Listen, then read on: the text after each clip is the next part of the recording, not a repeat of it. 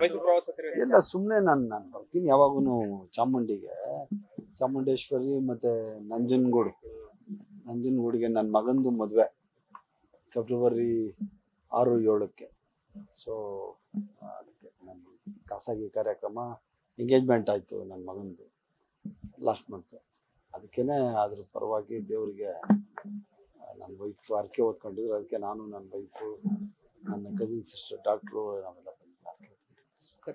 ನಾಳೆ ಮೂಡ ಕೇಸ್ ಬೇರೆ ಇದೆ ಹೈಕೋರ್ಟ್ ಅಲ್ಲಿ. ನಾಳೆ ಇಲ್ಲ, ನಮ್ದು 12th. ನಮ್ದು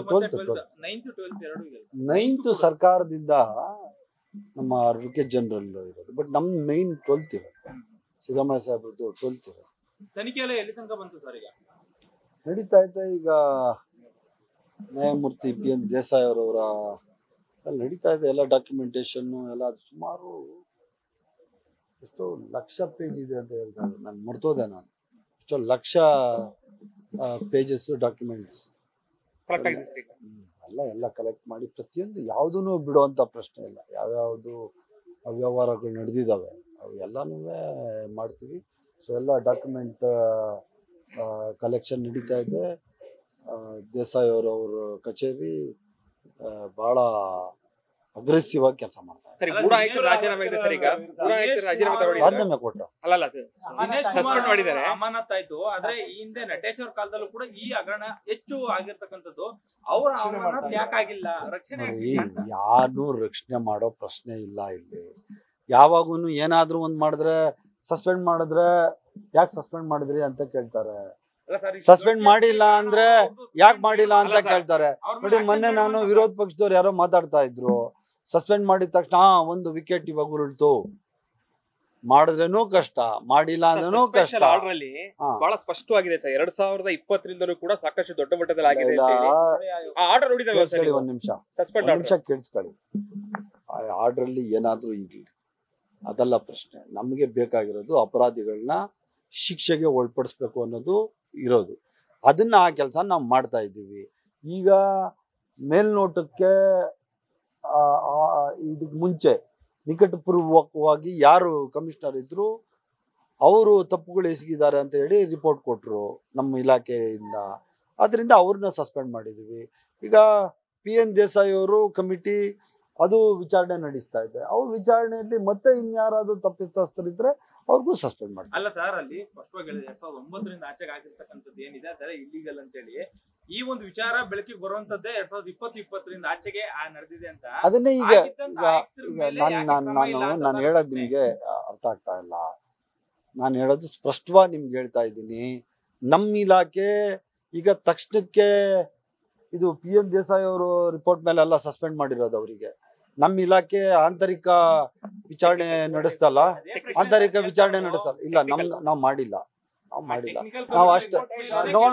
no technical committee, no technical. 100% Natesh ಆಗ್ಲಿ, ಅದಕ್ಕೆ ಮುಂಚೆ ಯಾರಾದ್ರೂ ಇದ್ರೆ PN ದೇಸಾಯಿ ಅವರು ಕಮಿಟಿ ಯಾವಾಗಿಂದ ಇನ್ವೆಸ್ಟಿಗೇಷನ್ ಮಾಡ್ತದೆ ಆವತ್ತಿಂದ ಇವತ್ತಿನ ತನಕ ಆಗಿರುವಂತಹ ತಪ್ಪುಗಳನ್ನ ಹುಡುಕಿ PN ದೇಸಾಯಿ ಅವರವರು ಕಮಿಟಿ ರಿಪೋರ್ಟ್ ಬಂದ್ಮೇಲೆ ಎಲ್ಲಾ ಅಧಿಕಾರಿಗಳ ಮೇಲೆ ಕ್ರಮ ತಗೊಳ್ಳುವಂತ ಕೆಲಸ ಮಾಡ್ತೀವಿ. ಸರ್, ಈಗ ಮೂಡ ಮಾಜಿ ಅಧ್ಯಕ್ಷ ರಾಜೀವ್ ಅವರು ಕೂಡ ಒಂದೇ ದಿನದಲ್ಲಿ 848 ನಿವೇಶನಗಳನ್ನ ಅವರ ಇದಕ್ಕೆ ಬಿಡುಗಡೆ ಮಾಡಿಸ್ಕೊಂಡಿದ್ದಾರೆ.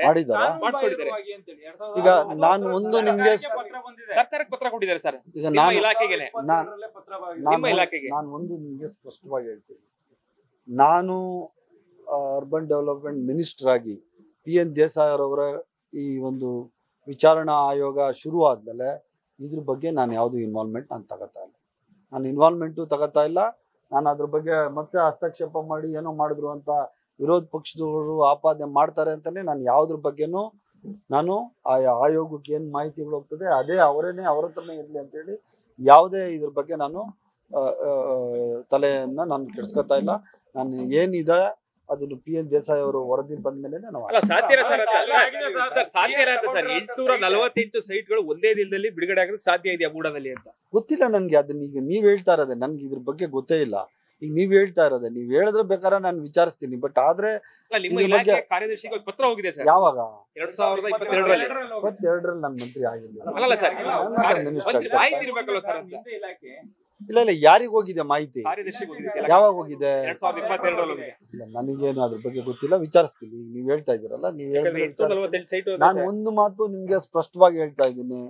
ಈಗ PN ದೇಸಾಯಿ ಅವರು ಕರ್ನಾಟಕ ರಾಜ್ಯ ಹೈಕೋರ್ಟ್ ನ ನ್ಯಾಯಾಧೀಶರಾಗಿದ್ದಂಥವ್ರು.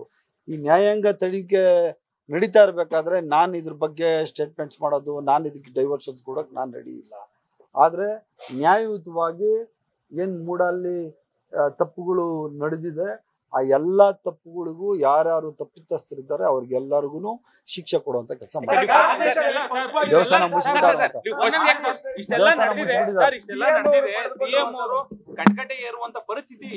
ಯಾವ ಕಟಕಟೆನೂ ಇಲ್ಲ, ಅದೆಲ್ಲಾನು ಇಲ್ಲ. ಯಾವ ಕಟಕಟೆ? ಯಾರ ಅಧ್ಯಕ್ಷ? ಆ ಮೂಡ ಅಧ್ಯಕ್ಷ ಒಂದ್ ತಿಂಗಳಾಗಿತ್ತು. ಸುಮ್ಮನಿರಪ್ಪ. ಅಲ್ಲ ಒಂದ್ ನಿಮಿಷ ಕೇಳಿ. ಮನೆ ತಗೊಂಡಿರೋದಕ್ಕೆ ನಾನು ಅದು ಯಾರ್ದು ಅಂತ ನಾನು ಹೇಳಕ್ ಆಯ್ತದ? ಇದೆಲ್ಲ ಕ್ವಶನ್ಸ್. ಈಗ ಮೂಡ ಅಧ್ಯಕ್ಷ ಮನೆ ತಗೊಂಡ್ರೆ ಅದಕ್ಕೆ ನಾನ್ ರೆಸ್ಪಾನ್ಸಿಬಲ್, ಅದು ಮುಖ್ಯಮಂತ್ರಿಗಳು. ಈಗ ಅದು ಅವ್ರವ್ರ ವೈಯಕ್ತಿಕ, ಅದಕ್ಕೆ ನಾನು ಕಾಮೆಂಟ್ ಮಾಡಕ್ ಬರಲ್ಲ. ನಾನು ಈಗ್ಲೇ ನಿಮ್ಗೆ ಸ್ಪಷ್ಟವಾಗಿ ಹೇಳ್ತಾ ಇದ್ದೀನಿ, ನಮ್ಮ ಇಲಾಖೆಯಿಂದ ಯಾರು ತಪ್ಪು ಮಾಡಿದ್ದಾರೆ ಅವ್ರನ್ನ ಬಿಡುವಂತ ಪ್ರಶ್ನೆನೇ ಇಲ್ಲ. ಮಾನ್ಯ ಮುಖ್ಯಮಂತ್ರಿಗಳಾದ ಸಿದ್ದರಾಮಯ್ಯನವರು ಇದರಲ್ಲಿ ದೃಢ ನಿರ್ಧಾರವನ್ನ ತಗೊಂಡಿದ್ದಾರೆ. ಯಾರು ತಪ್ಪು ಮಾಡಿದ್ದಾರೆ ಅವ್ರಿಗೆ ಶಿಕ್ಷೆ ಯಾವ ಕಾರಣಕ್ಕೂ ಆಗಲ್ಲ. ಯಾವ ಕಾರಣಕ್ಕೂ ಮುಖ್ಯಮಂತ್ರಿಗಳ ಸ್ಥಾನ ಖಾಲಿ ಇಲ್ಲ. ವಿರೋಧ ಪಕ್ಷದವ್ರು ಏನೇ ಹೇಳ್ಕೊಂಡ್ಲಿ, ಏನೇ ಸುಳ್ಳು ಆಪಾದನೆಗಳು ಮಾಡ್ಕೊಂಡ್ಲಿ, ಮುಖ್ಯಮಂತ್ರಿಗಳು ಬದಲಾಗುವಂತ ಪ್ರಶ್ನೆನೇ ಇಲ್ಲ, ಸಂಭವನೂ ಇಲ್ಲ. ಯಾರು